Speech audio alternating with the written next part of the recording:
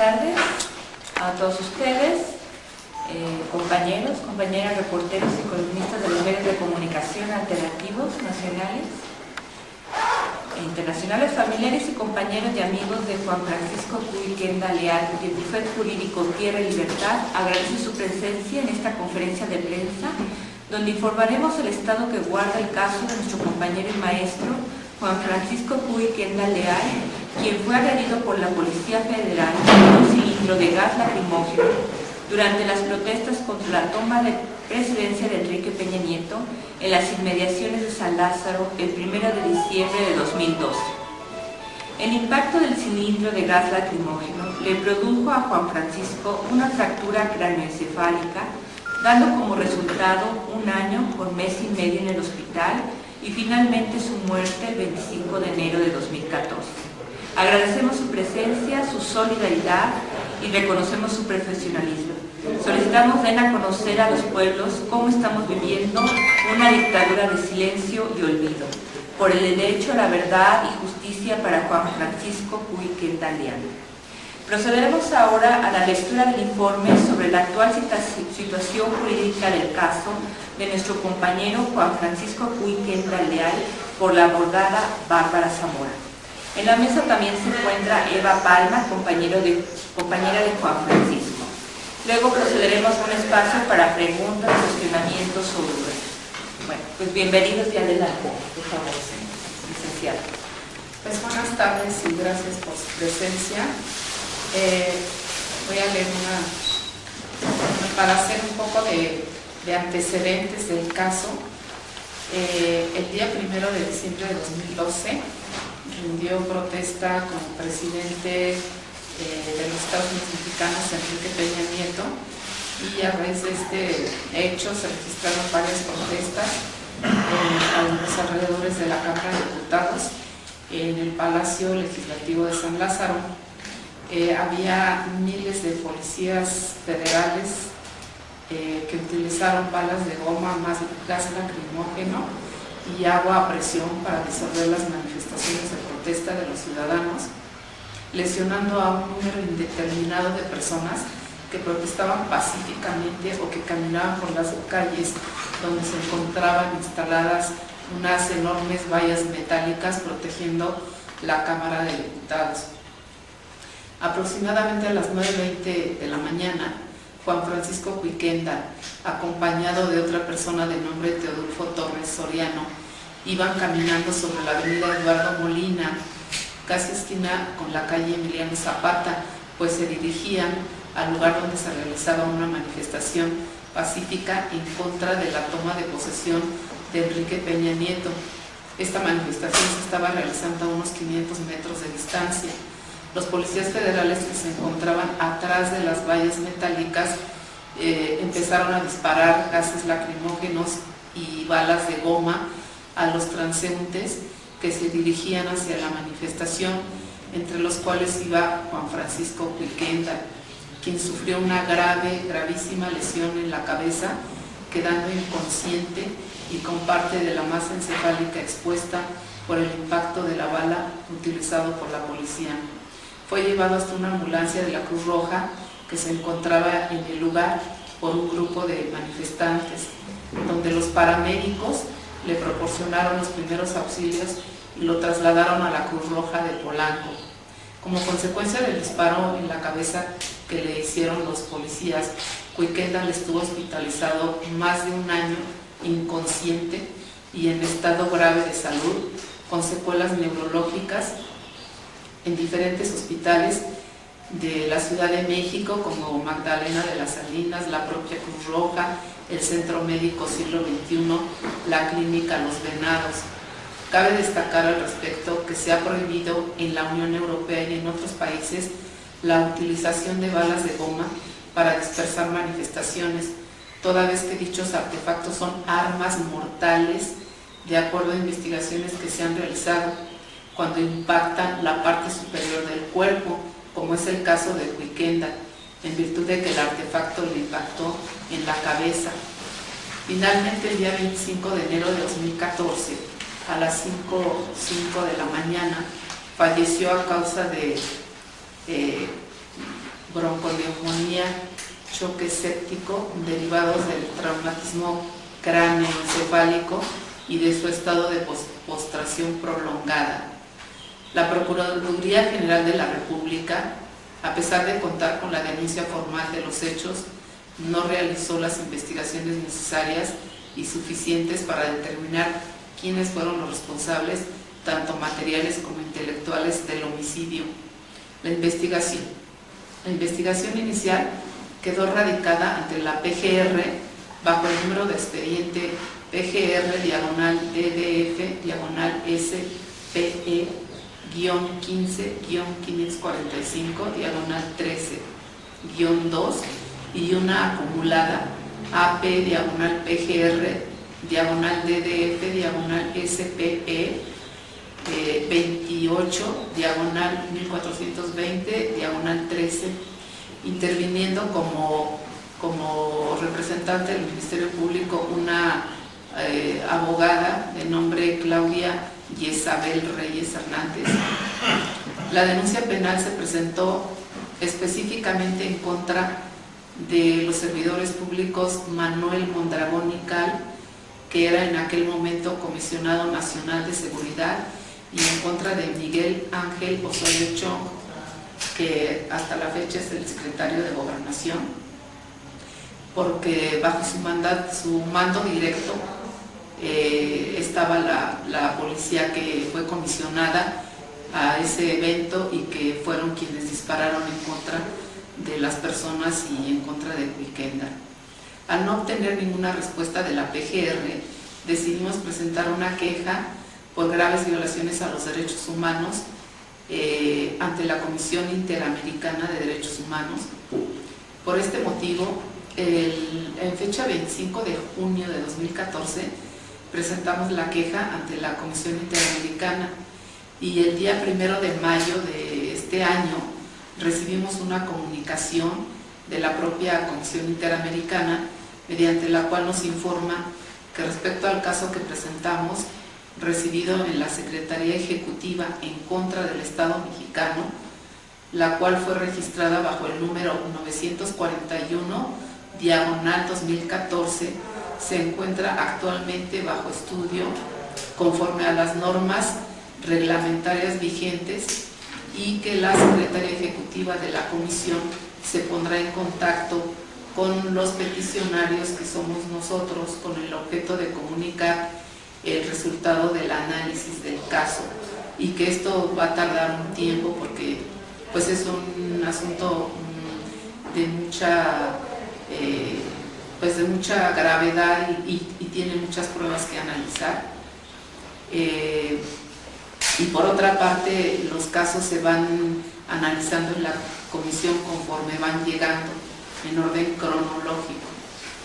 Consideramos que esta comunicación de la Comisión Interamericana y el hecho de que haya ya admitido el caso y lo haya empezado a analizar es algo muy importante, porque se pone en evidencia que en nuestro país no existe ninguna garantía de obtener justicia y castigo a los responsables de este crimen, por lo que tuvimos que recurrir a instancias internacionales para reclamar justicia, pues en México, como hemos visto, solo existe impunidad y encubrimiento de los delitos que se cometen en contra de los luchadores sociales.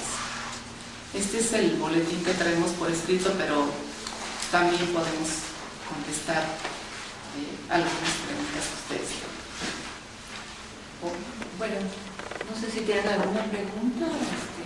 Si tienen, pues nos gustaría que nos dijeran el medio y su pregunta.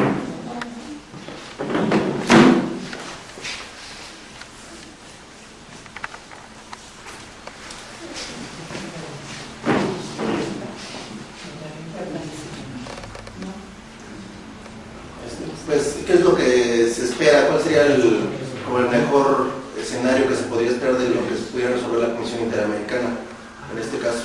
Pues el mejor escenario y el ideal es, como nosotros decimos, estamos pidiendo justicia, y en este caso, pues que se castigara a los servidores públicos contra quienes nosotros presentamos la denuncia penal, porque son los directamente responsables de los actos de sus subordinados, y no solo que castiguen a los policías que dispararon, o sea, a los autores materiales del delito, sino también a sus mandos, porque ellos fueron los que ordenaron que miles de policías se fueran allá con esas armas y además que las dispararan en contra de los ciudadanos que se manifestaban. Entonces yo creo que el escenario ideal, lo que nosotros buscaríamos es que se castigara a los autores materiales e intelectuales, bueno, intelectuales no, pues digamos los mandos, quienes tienen a su cargo toda la policía y quienes dieron la orden de disparar,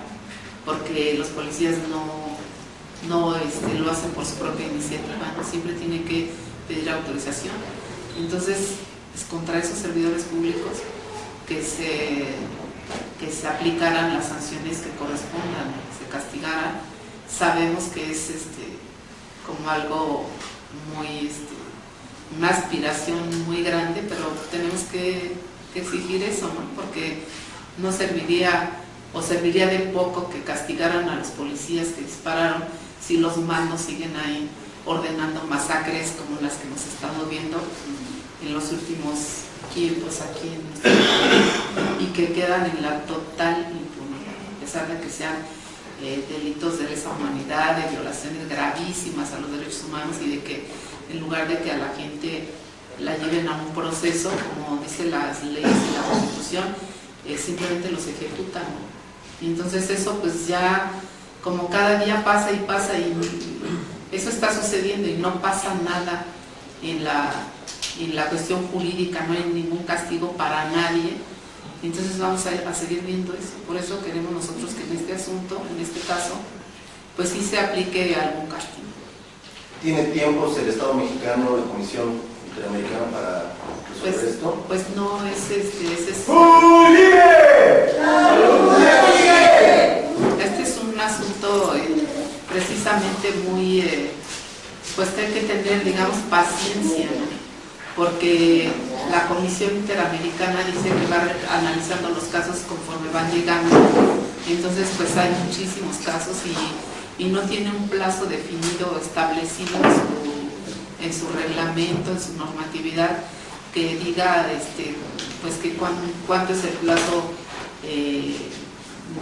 necesario o máximo para que el gobierno mexicano conteste de una respuesta. Esa es una cosa que no existe, no se puede llevar mucho tiempo. ¿Sí? Esa es una parte, ¿no? Que por un lado va a tardar mucho tiempo por los argumentos que nos comenta, pero la otra, la cumplimentación en caso de que hubiera una sanción, un veredicto que ameritara un castigo penal, ¿cómo iría esa parte del proceso? La cumplimentación de un veredicto en contra de estas autoridades. Pues es que en realidad la Comisión Interamericana no puede sancionar, nada más puede hacer un informe, pero nosotros tenemos que agotar esa instancia para que después eventualmente pudiéramos ir a la Corte Interamericana de Derechos Humanos, y esa corte sí tiene facultades de emitir sentencias condenatorias, o sea, ya emitir una sentencia donde sancione a los responsables de estos delitos. Entonces tenemos que agotar esto porque no podemos ir directamente a la corte. Primero hay que agotar la Comisión Interamericana y después ir a la corte, y ahí sí tiene capacidad de emitir esas sentencias, y el Estado mexicano ha adquirido ese compromiso de someterse a la jurisdicción y de respetar las sentencias que emita la Corte. Yo, Andrés Olvera, además del 131, ¿hay algún...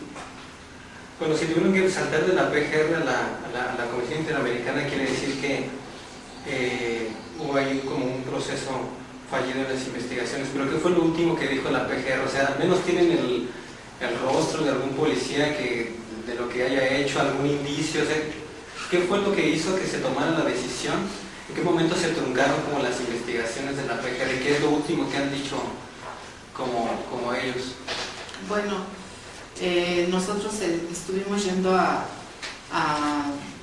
revisar el expediente de la PGR, estuvimos haciendo promociones, peticiones por escrito, y la PGR lo único que hacía era recibir unos informes de unos mandos que no eran, bueno, que eran unos superior jerárquico de los policías que dispararon, donde les decían que había que, creo que se iban a citar a 3,000 policías o no sé cuántos, y decía la del MP, la que mencioné ahí, que pues iban a tardar cuánto tiempo en citar a todos los policías, y nosotros le decíamos que no queríamos que citaran a todos, porque ahí decía específicamente cuál era el grupo de policías que estuvo en ese lugar y quién disparó, y que inclusive nosotros aportamos fotografías de esos policías que salieron en periódicos, no recuerdo si era El Universal o La Jornada o los dos, y ahí se veía perfectamente el rostro de 2 o 3 policías que estaban disparando esas armas. Entonces que por lo menos empezaran a citar a estos policías, pero decía que no, y además porque ellos estuvieron haciendo unos dictámenes periciales donde sus propios peritos decían que ese tipo de herida o esa lesión que tenía o que sufrió Kuykendall no correspondía con las armas que ellos llevaban, que seguramente era como de los cohetones o de las molotov que la propia gente estaba aventando. Entonces ya en esa maraña retorcida que estaba haciendo la PGR, pensábamos que no íbamos a ir a ningún lado, o sea, no íbamos a llegar a nada, y solamente nos estaban desgastando, y por eso decidimos ya acudir a la Comisión Interamericana, porque es evidente que no iban a hacer nada. Además yo les digo, pero ¿por qué no manda? Aquí la denuncia está específicamente contra Osorio Chong y también estaba contra el comisionado y contra el procurador, y dijo, no, pero ¿cómo crees? Si yo mando una comunicación, un citatorio para ellos, me corren.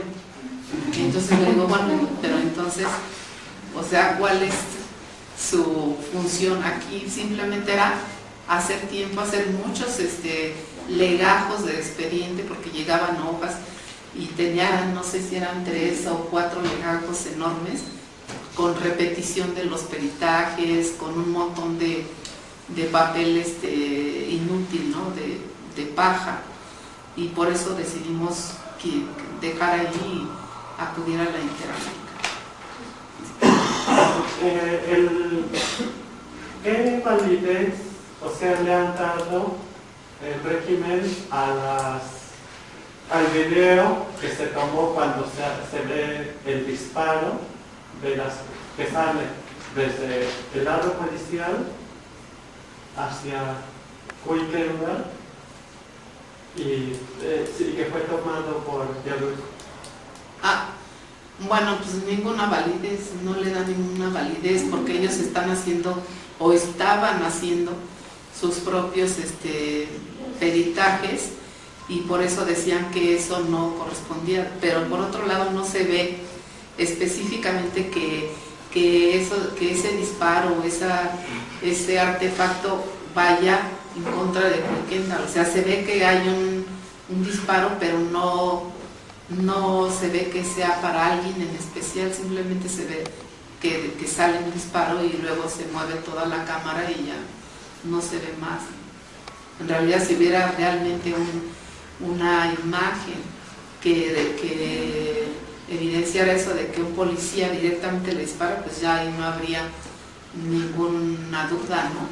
Pero como no se ve nada de eso, ellos estuvieron manipulando eso de que pues esa herida no correspondía a la bala de goma, y bueno, todo era falso, porque desde que llevaron a Kuykendall a la Cruz Roja, allí dijeron que era una lesión producida por un arma de fuego, y las de goma son armas de fuego, porque parece que cuando decir una bala de goma es como una pelota de esponja, y no, es un artefacto que tiene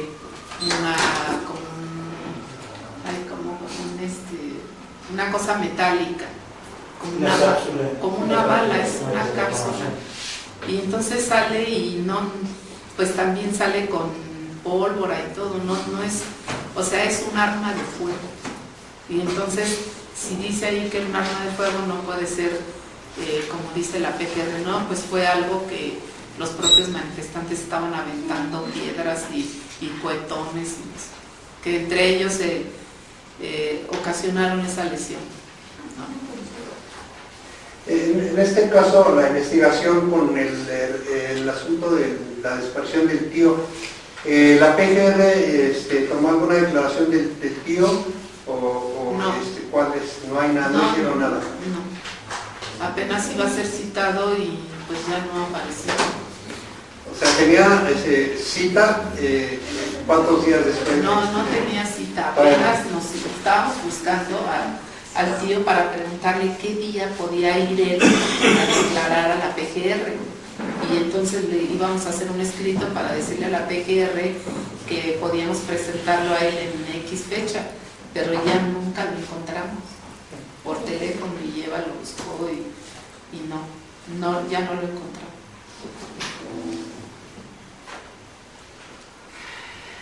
Bueno, entonces eso es todo. ¿Hay alguna actividad próxima que estén pensando para darle seguimiento a este caso que han interpuesto ante la Corte Interamericana? No sé también qué opinión guarda Eva en torno a la expectativa que tenga ahorita esta demanda ante la Corte, y qué más hay por GUI y por el tío. Bueno, yo pienso que evidentemente tenemos que seguir difundiendo este asunto, porque pues ahora sí que pues la muerte empieza cuando olvidamos a nuestros compañeros. Y pues bueno, en este caso nosotros que nos dedicamos siempre a la cultura, especialmente el maestro Cui Kendall, que toda su vida la dedicó a la cultura como hombre de teatro, pues nosotros pensamos seguir organizando actividades culturales donde sigamos denunciando y dando información de los avances que se puedan ir dando, ¿no? Como no quitar el dedo del renglón, y pues seguir reivindicando la lucha de ambos, de Cui, del tío, y bueno, que específicamente son los casos que ahorita son como más cercanos para la otra cultura, DF, y pues ahora sí que seguir manteniendo la llama viva hasta que también pues, nos toque a nosotros, ¿no? Porque pues no vamos a callar lo que está pasando, pues seguir haciendo actividades sobre todo culturales. Entonces, ya el 10 de julio es el cumpleaños de Cui Kendall, estaré cumpliendo 70 años, y yo creo que vamos a hacer alguna actividad político-cultural, si todavía está el plantón de reforma, ahí haríamos un festival político-cultural también, para seguir informando. Bueno, entonces no sé si hay alguna pregunta, si no, pues ya cerraríamos entonces esta conferencia. Muchas gracias a los medios, y pues por verdad y por justicia para nuestro compañero Juan Francisco Cui Kendall. Muchas gracias, y gracias a Local Lunes por habernos prestado espacio. Gracias. ¡Cui vive! ¡La lucha